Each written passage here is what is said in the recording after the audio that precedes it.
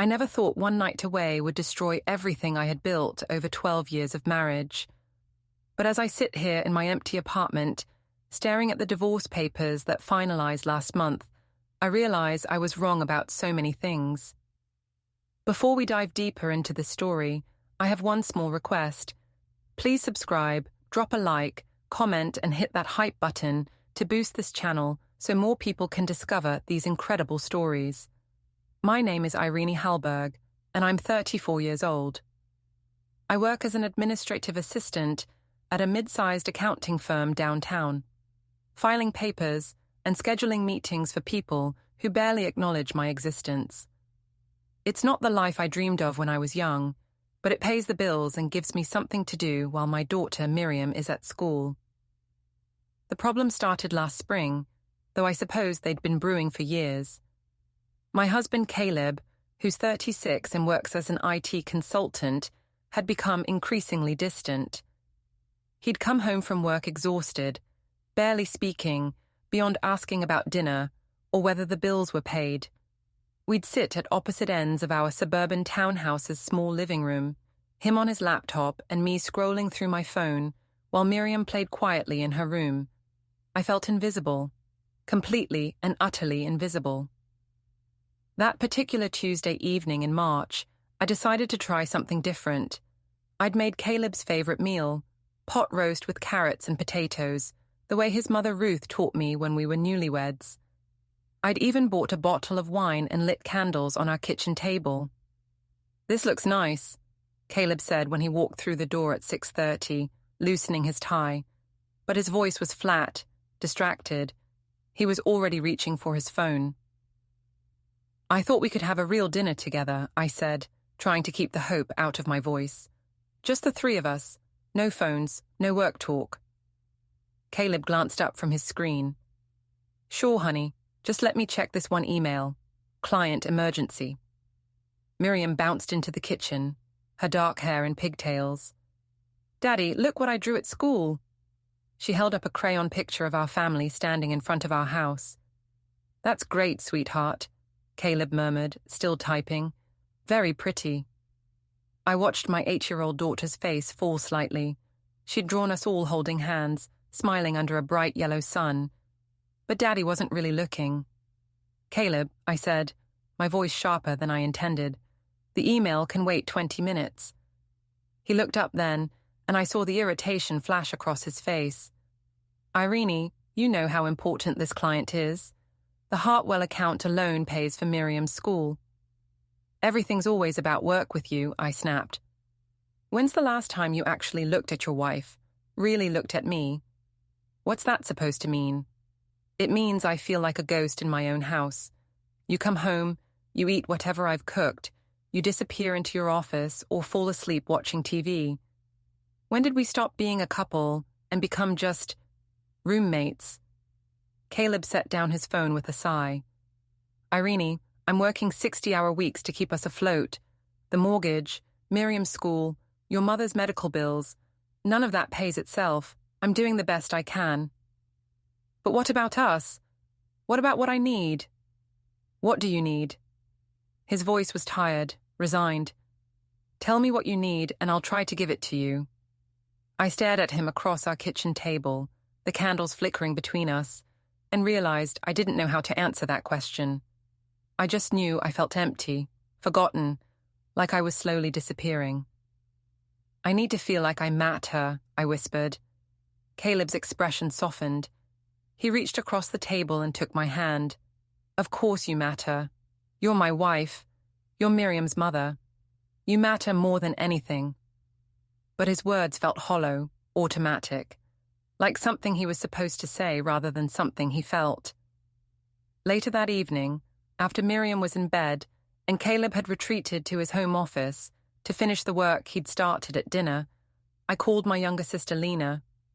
"He barely notices I exist," I told her, pacing around our living room. "I could probably shave my head and he wouldn't notice for a week." "Have you tried talking to him?" Lena asked. She was 32, married to Daniel, and they always seemed so happy together.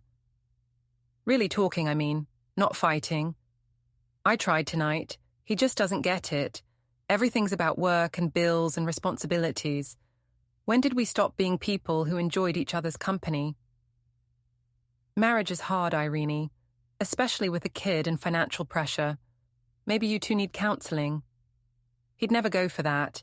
He'd say we can't afford it, or he doesn't have time, or we should be able to figure it out ourselves.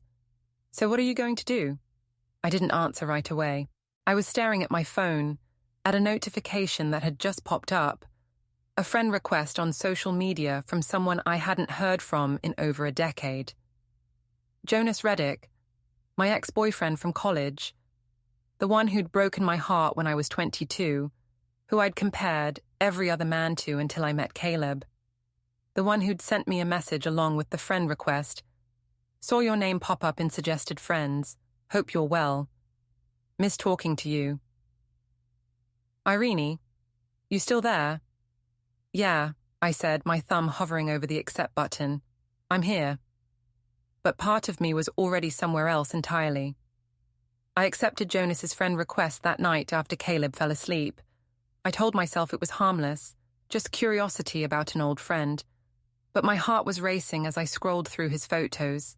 He looked good, really good. At 35, he'd kept the lean build and easy smile that had first attracted me in our sophomore literature class.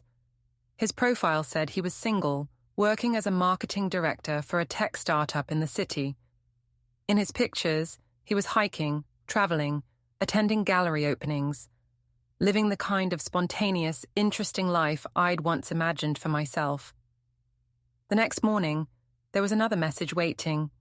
Would love to catch up properly. Coffee sometime? I stared at the words for a long time. Caleb was already gone for work, and Miriam was eating cereal while watching cartoons. The house felt quiet and empty, like it always did during the day. I typed and deleted a dozen responses before settling on. That sounds nice. I work downtown, maybe somewhere near the financial district. His response came within minutes. Perfect. I know a great little place on 5th Street.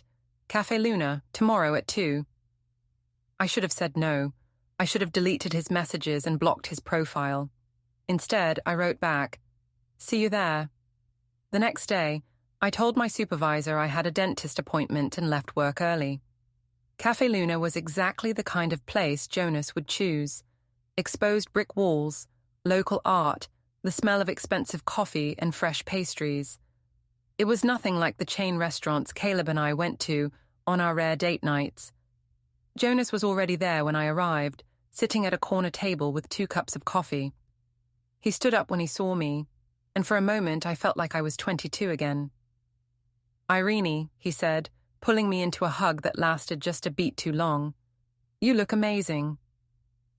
I'd spent an hour that morning choosing what to wear, finally settling on a blue dress I'd bought years ago but never had occasion to wear. Caleb had never commented on it. You too, I said, sitting down across from him. I can't believe it's been so long. 12 years, he said. I remember because you got married right after graduation. I saw the announcement in the alumni magazine. There was something in his voice, not quite regret, but close to it. Caleb's a good man, I said automatically. I'm sure he is. And you have a daughter, right? I saw some photos on your profile. Miriam, she's 8. I pulled out my phone to show him pictures, the way mothers do. But as I scrolled through, I realized most of the recent photos were just of Miriam alone, or Miriam with me. Very few included Caleb. She's beautiful, looks just like you. We talked for over an hour, about college, about our careers, about books and movies, and all the things Caleb and I never seemed to discuss anymore. Jonas remembered details about me I'd forgotten myself, how I'd wanted to write novels, how I'd dreamed of traveling through Europe, how I'd once said I wanted to live somewhere with more adventure than suburban Ohio. Do you ever think about what might have been? He asked as we were getting ready to leave. The question hung in the air between us. I knew I should laugh it off, make some comment about being happy with my choices. Instead, I said, sometimes. I think about it a lot, he said quietly, especially lately. Walking back to my car, I felt more alive than I had in months. Someone found me interesting again. Someone remembered who I used to be before I became just Caleb's wife and Miriam's mother. That evening, Caleb asked about my dentist appointment. "Everything okay?" he said, not looking up from his laptop. "Just a cleaning," I lied. Nothing exciting. But it had been exciting.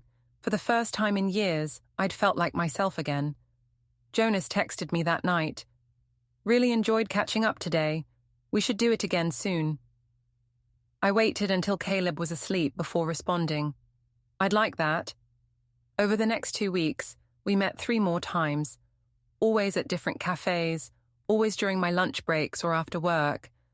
I told myself we were just friends, just 2 people who enjoyed each other's company. But I started wearing makeup to work again, buying new clothes, paying attention to my appearance in a way I hadn't in years. "You look nice today," my coworker Sandra commented on a Thursday afternoon. "New dress?" "Oh, this old thing," I said, though I'd bought it the day before specifically because Jonas had mentioned he liked green. "Hot date?" she teased. "Just coffee with an old friend," I said, which was technically true. But when Jonas suggested we meet for dinner instead of coffee, I said yes without hesitation. "There's this great little Italian place I've been wanting to try," he said. "Molto bene, on the west side. Very quiet, very private." I knew what he was really asking. Dinner was different from coffee. Dinner was a date. "That sounds perfect," I heard myself say. I told Caleb I was having dinner with some girlfriends from work, a lie that came surprisingly easily. He barely looked up from his computer when I left the house in my best black dress and heels. The restaurant was dimly lit, intimate. Jonas had requested a corner booth, and we sat closer together than we ever had during our coffee meetings. He ordered a bottle of wine, and by the second glass, I was laughing at his stories and feeling more relaxed than I had in months. "I have to ask," he said as we shared tiramisu for dessert. "Are you happy, Eirene? Really happy?" The wine made me more honest than I should have been. I don't know anymore. I love my family, but sometimes I feel like I'm disappearing, like I'm becoming this person I never wanted to be. "You're not disappearing," he said, reaching across the table to touch my hand. "You're still the same amazing woman I fell in love with in college." The words sent a shock through me. "Jonas, I know you're married. I know you have responsibilities. But I can't stop thinking about us, about what we had, what we could have again." I should have pulled my hand away, should have reminded him that I was married, that this was wrong.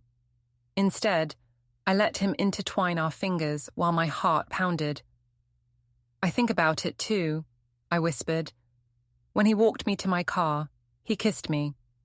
Just a soft, gentle kiss that tasted like wine and memories, but it was enough to change everything. "I wish you could come back to my place," he said against my lips. "I can't. Not tonight." "I know, but maybe someday." I drove home in a daze, my lips still tingling. Caleb was already asleep when I got there, snoring softly on his side of the bed. I lay awake for hours, staring at the ceiling and trying to convince myself that one kiss didn't mean anything. But deep down, I knew I was lying to myself, just like I was lying to everyone else. The opportunity came 3 weeks later. Caleb had a big presentation for a potential client and was working late every night, sometimes not coming home until after Miriam was asleep. We'd barely spoken beyond logistics, who was picking up groceries, when Miriam's soccer practice was, whether the electric bill had been paid. I felt lonelier than ever. Jonas had been patient, never pushing too hard, but his messages were becoming more frequent and more intimate. "I can't stop thinking about that kiss," he'd written. "I want to see you again.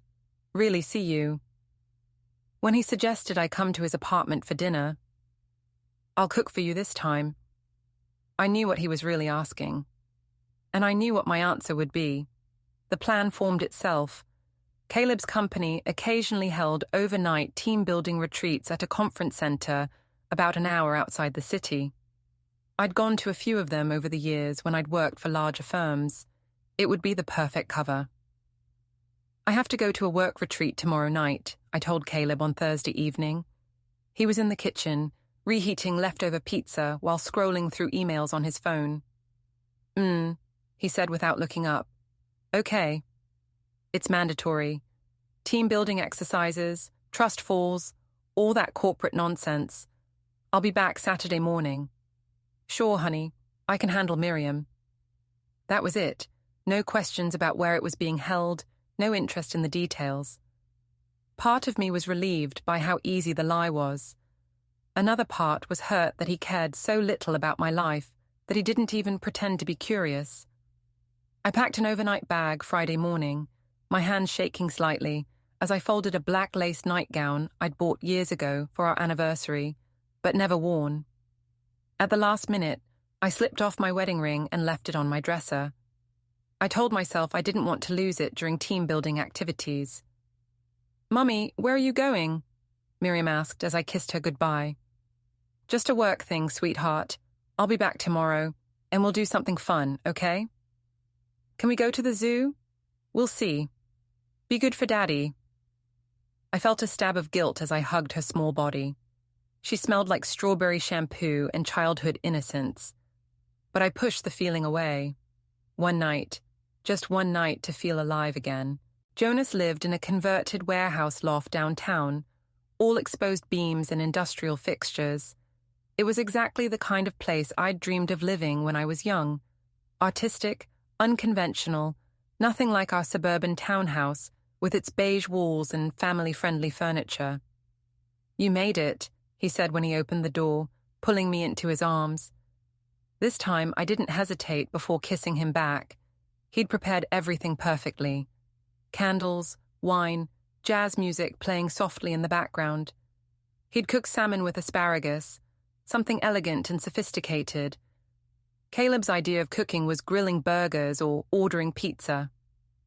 "This is beautiful," I said, looking around his space. Original artwork hung on the walls, and floor-to-ceiling windows offered a view of the city lights. "Not as beautiful as you," he said, and meant it. We talked through dinner about everything and nothing. He told me about his work, his travels, his plans to maybe start his own agency someday. I found myself sharing dreams I'd buried years ago, about writing, about seeing the world, about being someone interesting and independent. "You could still do those things," he said. "It's not too late." "It feels too late sometimes. Only if you let it be." After dinner, we sat on his couch with another bottle of wine, and I let myself relax completely for the first time in months. When he kissed me again, deeper this time, I didn't pull away. "Are you sure about this?" he asked. I thought about Caleb, probably working late again, not even missing me. I thought about Miriam, safe with her father. I thought about the woman I used to be, before marriage and motherhood and endless responsibilities had worn me down to nothing. "I'm sure," I said. We made love slowly, tenderly, like we had all the time in the world. Afterward, I lay in his arms listening to the sounds of the city outside his windows, feeling more like myself than I had in years. "Stay," he whispered when I started to get up. "Stay the whole night." So I did. I woke up Saturday morning to sunlight streaming through those tall windows and Jonas bringing me coffee in bed.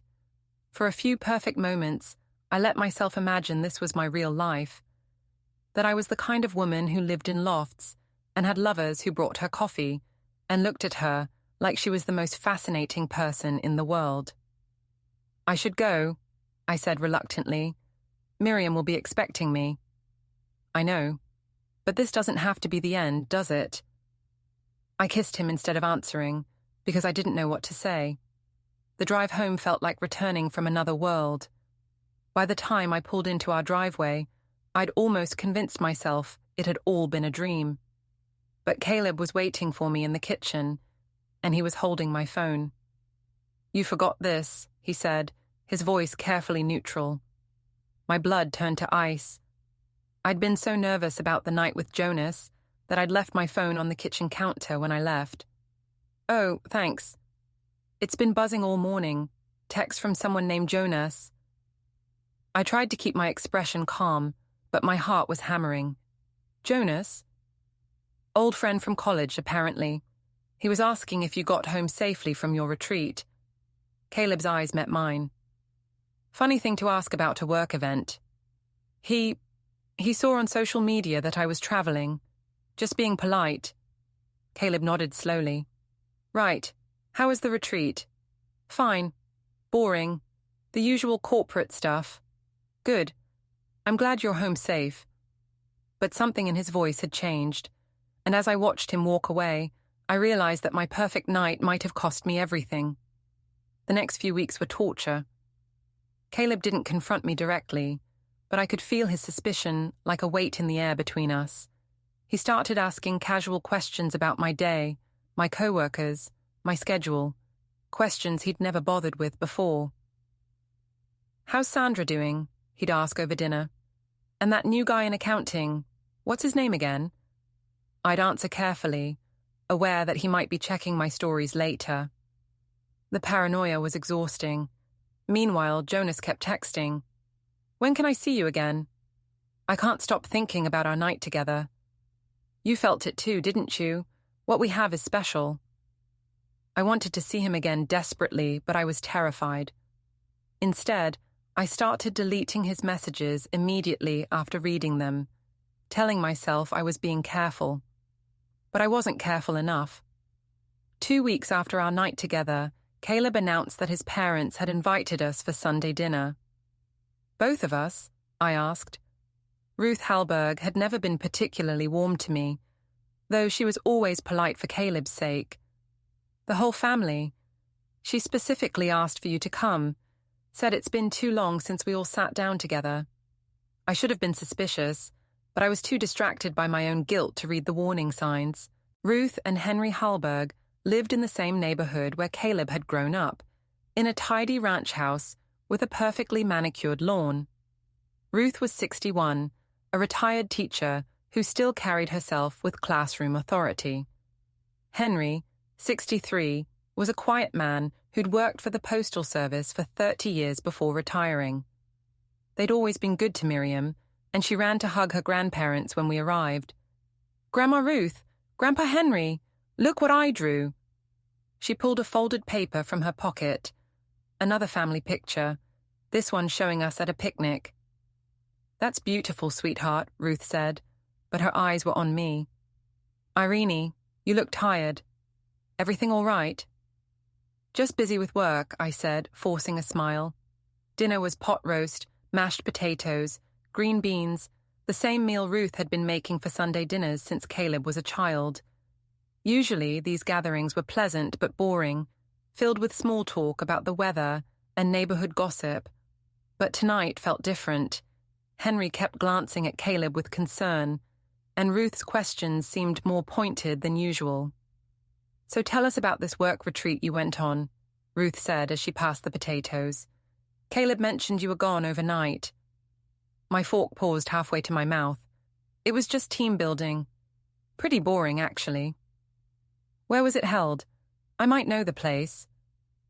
I named a conference center I'd been to years ago with a previous job, hoping she wouldn't press for details. Oh yes, I know that place. My book club went there for a weekend retreat last year. Lovely facilities. Did you stay in the main lodge or the cabins? My mouth went dry. The lodge, I think. That's odd. I could have sworn they tore down the lodge 2 years ago for renovations. My friend Margaret was so disappointed. She'd specifically requested a room with a fireplace. The silence stretched out like a held breath. I could feel everyone's eyes on me. Ruth's knowing, Henry's disappointed, Caleb's cold. Maybe it was a different place, I stammered. All these conference centers look the same. Yes, Ruth said quietly. I suppose they do. The rest of dinner passed in excruciating tension. Miriam chattered about school, oblivious to the undercurrents, while the adults made stilted conversation about everything except what was really on everyone's minds. After dinner, while Miriam was in the living room watching TV with Henry, Ruth cornered me in the kitchen. I don't know what's going on with you, Eirene, she said, her voice low but fierce. But my son is miserable. He's barely sleeping, barely eating. Whatever you're doing, it needs to stop.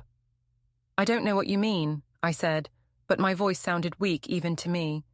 Don't lie to me. I raised 3 children and taught high school for 30 years. I know what deception looks like. Her eyes were hard as steel. Caleb is a good man, a good husband and father.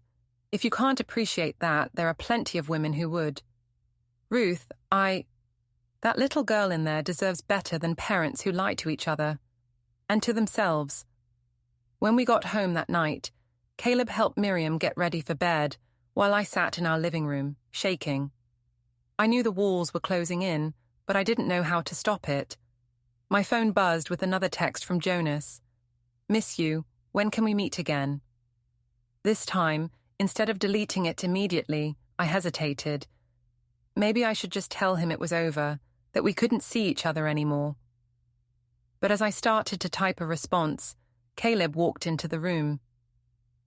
Miriam wants you to read her a story, he said. Then his eyes fell on my phone.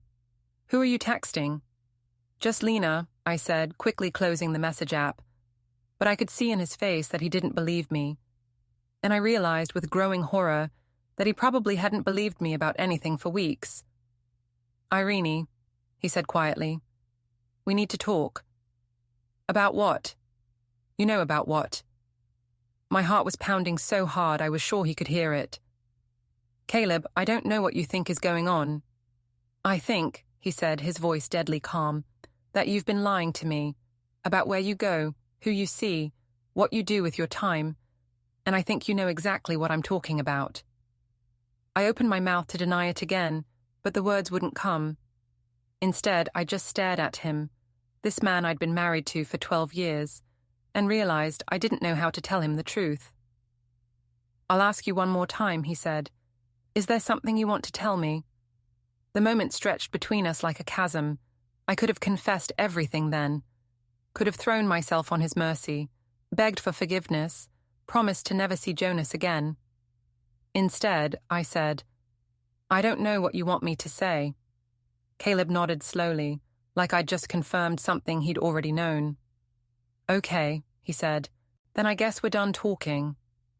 He walked out of the room, leaving me alone with my lies and my guilt and the terrible certainty that everything was about to fall apart. I didn't sleep that night. I lay in bed, next to Caleb, listening to his breathing and trying to figure out how much he actually knew versus how much he suspected. Every time I started to drift off, my phone would buzz with another message from Jonas, and I'd jolt awake with my heart racing. The next morning, Caleb was gone before I woke up. No goodbye, no note, nothing. Just an empty coffee cup in the sink and the lingering smell of his cologne. At work, I couldn't concentrate. I kept checking my phone obsessively, for messages from Jonas that I was afraid to answer, for texts from Caleb that never came, for some sign that my world wasn't completely imploding. You okay, honey?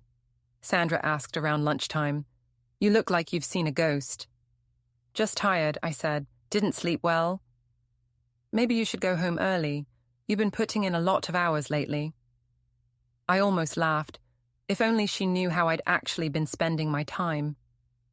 When I got home that afternoon, Caleb's car was in the driveway. He was never home this early. My hands were shaking as I unlocked the front door. Caleb, I called out, you're home early. In here, he said from the kitchen. I found him sitting at our kitchen table with a manila folder in front of him and his laptop open. His expression was completely neutral, which somehow made it more terrifying than if he'd been angry. Where's Miriam? I asked. At my parents' house. My mom picked her up from school. Why? Because we need to have a conversation, and I didn't want her to hear it. My legs felt weak. I sat down across from him, staring at that folder like it might explode. Eirene, he said quietly, I'm going to ask you one last time to tell me the truth. Have you been having an affair? The word hung in the air between us like a blade. I could still lie, could still try to convince him he was imagining things, but looking into his eyes, I knew it was over. Yes, I whispered. He nodded like he'd expected it, but I saw something die in his face anyway. With Jonas Reddick. It wasn't a question. How did you... It doesn't matter how I know. What matters is that you've been lying to me for weeks, lying to our daughter, lying to my parents. His voice was still calm, but I could hear the hurt underneath. The work retreat that never happened. The coffee dates you thought I didn't know about. The night you spent at his apartment. Caleb, please, let me explain. Explain what? How you've been cheating on me with your ex-boyfriend. How you've been using our joint bank account to pay for your dates with him. How you've been lying to everyone who cares about you. I felt sick. It wasn't supposed to happen. It just did. Things don't just happen, Eirene. You made choices. Every step of the way, you chose him over us. That's not true. I love you. I love Miriam. I felt so lonely, so invisible, like I didn't matter anymore. So you decided to have an affair. That was your solution to feeling lonely. I didn't plan it. I ran into Jonas, and we started talking, and I remembered what it felt like to be interesting to someone, to be seen. I saw you, Caleb said, and for the first time, his voice cracked. I worked 60 hours a week to provide for our family, and I came home exhausted, but I saw you.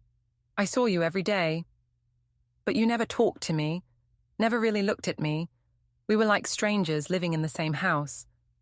So instead of talking to me about it, instead of suggesting counseling or trying to work on our marriage, you decided to fuck your ex-boyfriend. I flinched at the crude word. Caleb never swore, especially not about intimate things.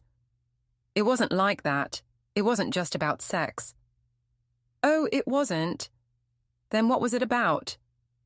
I struggled to find words that would make him understand. It was about feeling alive again, about remembering who I used to be before I became just a wife and mother. Just a wife and mother.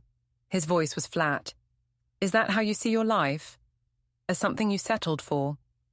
No, that's not what I meant. It's exactly what you meant. And you know what? You're right. You did settle. You settled for a boring husband who worked hard to pay the bills. You settled for a quiet life in the suburbs. You settled for a man who loved you enough to marry you and give you a child and build a life with you. His voice was getting louder now. And when you got tired of settling, you decided to upgrade. It's not about upgrading. Jonas and I have history. Jonas and I have history, he repeated mockingly. Do you hear yourself? You sound like a teenager justifying a crush. You don't understand. What Jonas and I have is special. What you and Jonas have is an affair. What we had was a marriage, past tense. The finality in his voice terrified me. Caleb, please. It's over with him. I'll never see him again. We can work through this. Is it over? Because according to these text messages, you've been planning to see him again as recently as yesterday. He opened the folder and pulled out printed screenshots of text conversations. My text conversations with Jonas, going back weeks. How did you get these? We share a phone plan, Eirene. We share a lot of things. Or we did. He spread the papers across the table, like evidence in a trial. Would you like me to read some of these out loud? Here's a good one from last Tuesday. I can't stop thinking about our night together. When can we do it again? Stop, I whispered. Or how about this one? My husband doesn't suspect anything. He's too wrapped up in work to notice. That one particularly hurt. I was crying now, ugly sobs that shook my whole body. I'm sorry, I'm so sorry. Sorry you did it, or sorry you got caught. Both. I don't know. I'm sorry I hurt you. I never wanted to hurt you. But you did it anyway. Every time you lied to me, every time you met with him, every time you came home and pretended everything was normal, you chose to hurt me. What do you want me to do? Tell me what to do to fix this. Caleb was quiet for a long moment, staring down at the evidence of my betrayal scattered across our kitchen table. I want you to pack a bag, he said finally. I want you to leave this house tonight. And I want you to call a lawyer, because I'll be filing for divorce tomorrow morning. No. No, Caleb, please. Think about Miriam. Think about our family. I am thinking about Miriam. I'm thinking about what it would do to her to grow up in a house where her parents don't trust each other, where her mother lies, and her father resents her for it. We can go to counseling. We can work through this. I don't want to work through this. I don't want to spend the next 10 years wondering where you are when you're 5 minutes late coming home. I don't want to check your phone and your email and your social media accounts. I don't want to be married to someone I can't trust. So that's it. 12 years of marriage and you're just throwing it away. I'm not throwing it away, Eirene. You already did that. He stood up and walked to the kitchen counter, returning with a set of legal documents. Divorce papers, he said, setting them in front of me. I'm asking for primary custody of Miriam, with supervised visitation for you, until we can establish that you're capable of putting her needs first. Supervised visitation? She's my daughter. She's our daughter, and you chose your affair over her well-being. You lied to her, disappeared overnight without a real explanation, and put your own selfish desires ahead of her need for a stable home. I would never hurt Miriam. You already have. She's been asking me why Mummy seems sad all the time, why we don't talk to each other anymore, why the house feels different. Children aren't stupid, Eirene. They sense when something's wrong. The weight of what I'd done was crushing me, not just the affair, but all the lies that had surrounded it, all the ways I'd let my selfishness poison our home. Please, I whispered, give me another chance. I gave you chances. Every time I asked if something was wrong, every time I sensed you pulling away, every time I tried to talk to you about us, you chose to lie instead. I was scared. Of what? Of admitting that I wasn't happy, of admitting that I wanted something different. So instead of being honest with me, you decided to be honest with him. I didn't have an answer for that because he was right. Caleb gathered up the printed messages and put them back in the folder. I'll be staying at my parents' house tonight with Miriam. I want you gone by the time we come back tomorrow evening. Where am I supposed to go? I don't know. Maybe Jonas will take you in. Isn't that what you wanted anyway? He walked toward the door, then stopped and turned back. For what it's worth, he said quietly, I did love you. I loved you enough to work 60-hour weeks to give you the life you said you wanted. I loved you enough to come home every night, even when work was stressful and the bills were piling up. I loved you enough to try to be the husband and father I thought you needed. His voice broke slightly. I just wasn't enough, was I? Caleb, don't. Just don't. He left me sitting alone in our kitchen, surrounded by the evidence of my betrayal and the ruins of my marriage. I called Jonas that night, sobbing into the phone as I packed my clothes into suitcases. He knows everything, I told him. He's filing for divorce. He wants custody of Miriam. Hey, slow down, Jonas said. Take a breath. This isn't the end of the world. It is for me. I'm losing everything. You're not losing everything. You're gaining your freedom. Isn't this what you wanted? To be free of a marriage that was making you miserable? I stopped packing. I wanted to feel valued. I didn't want to destroy my family. Sometimes things have to fall apart before they can be rebuilt into something better. This isn't some philosophical exercise, Jonas. This is my life, my daughter. And now you can build a new life. We can build something together. But even as he said it, I could hear the uncertainty in his voice. Having an affair with a married woman was one thing. Taking on a divorced mother with custody battles and emotional baggage was something else entirely. I ended up staying in a hotel that first night, crying myself to sleep in a generic room that smelled like industrial cleaning products.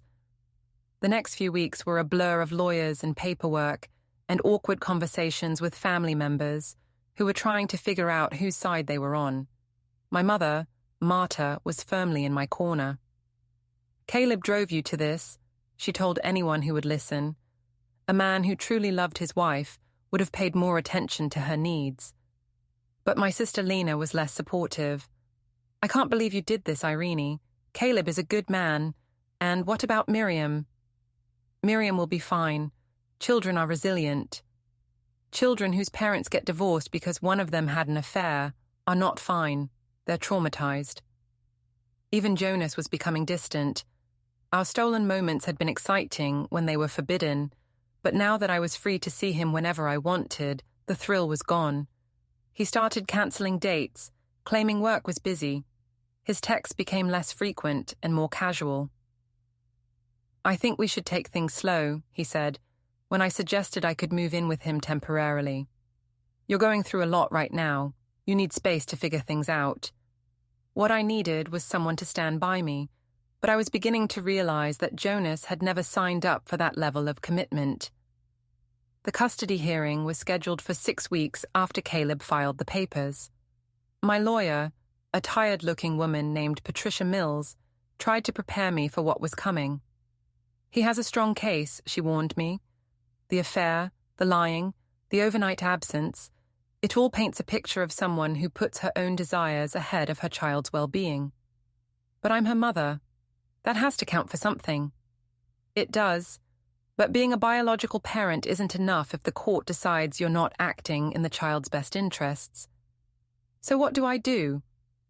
"You show remorse. You demonstrate that you understand the impact of your actions. You present a plan for how you're going to rebuild your life and create a stable environment for Miriam." But how could I show remorse when I wasn't even sure what I was sorry for? Sorry for getting caught? Sorry for hurting Caleb? Sorry for the affair itself? I couldn't untangle my feelings enough to figure out what I actually regretted. The hearing was held in a sterile courtroom that smelled like old wood and broken dreams. Caleb sat at the opposite table with his lawyer, looking composed and professional in a dark suit. He didn't look at me once. His lawyer presented their case methodically. The affair, the lies, the fake work retreat, the text messages planning future meetings with Jonas even after I'd been caught, the impact on Miriam, who had been asking why Mommy didn't live at home anymore. Ruth Halberg testified about the family dinner, where I'd lied about the conference center, her voice steady and damning. She looked me in the eye and lied without hesitation. If she could lie so easily to family, how could we trust her with a child's well-being? Henry testified about Caleb's devotion to Miriam, how he'd coached her soccer team and helped with homework every night and never missed a school event. Even Lena was called to testify, and she reluctantly admitted that I'd seemed distracted and secretive in the weeks before the affair was discovered. When it was my turn to speak, I tried to explain about feeling lonely and invisible, about needing to feel valued and seen. But the words sounded hollow in that courtroom, selfish and small compared to the weight of what I'd destroyed. "I made mistakes," I said, looking at the judge. "But I love my daughter more than anything in the world. I would never do anything to hurt her." "But you did hurt her," the judge said quietly. "You destabilized her home, lied to her family, and prioritized your own emotional needs over her need for security and stability." The ruling came down 2 days later. Caleb was awarded primary custody. I would have supervised visitation twice a week for 2 hours each time, with the possibility of expanded visitation after 6 months if I could demonstrate stability and commitment to Miriam's well-being. I was also ordered to attend counseling and parenting classes. Standing outside the courthouse after the hearing, I watched Caleb walk away with Miriam's hand in his. She looked back at me once, confusion and sadness written across her 8-year-old face, and I realized what I'd really lost. Not just a husband, but a family. Not just a marriage, but a life. Jonas texted me that evening. "Sorry to hear about the custody thing. I think we should take a break while you get your life sorted out. This is all moving too fast for me." I stared at the message for a long time before responding. "I left my marriage for you. I never asked you to do that." And he was right. He'd never promised me anything beyond stolen moments and the thrill of feeling desired again. I'd built a fantasy around our affair, imagining it was the beginning of a great love story when it was really just the end of my old life. I spent that night in my hotel room, looking through photos on my phone of the family I'd destroyed. Miriam's birthday parties, Christmas mornings, vacation pictures where we all looked happy and whole. In one photo from last summer, Caleb and I were sitting on our back deck while Miriam played in the sprinkler. His arm was around me, and we were both laughing at something she'd said. We looked like people who loved each other. Maybe we had loved each other, in our quiet, imperfect way. Maybe it would have been enough if I'd been willing to work on it instead of looking for something easier and more exciting. But it was too late for maybe, too late for regrets and second chances, and the family I'd taken for granted until it was gone. 6 months later, I was living in a small apartment across town, working the same administrative job, and seeing Miriam for supervised visits twice a week. Jonas had moved to another city for a job opportunity, and we hadn't spoken in months. Caleb had started dating someone, a kindergarten teacher named Amy, who coached Miriam's soccer team and sent me polite updates about school events I wasn't allowed to attend. I'd completed my counseling and parenting classes, and my lawyer said there was a good chance my visitation would be expanded soon. But even if I got unsupervised visits, even if I eventually got shared custody, I knew I would never get back what I'd lost. The trust was gone. The family was broken. The life I'd built over 12 years was reduced to court-ordered visits and awkward conversations with a daughter who no longer looked at me the same way. I'd wanted to feel alive again, to remember who I used to be before marriage and motherhood. Instead, I'd learned exactly who I was. Someone who would sacrifice everything that mattered for a few moments of feeling special. It was a lesson that came too late to save anything, but just in time to destroy everything.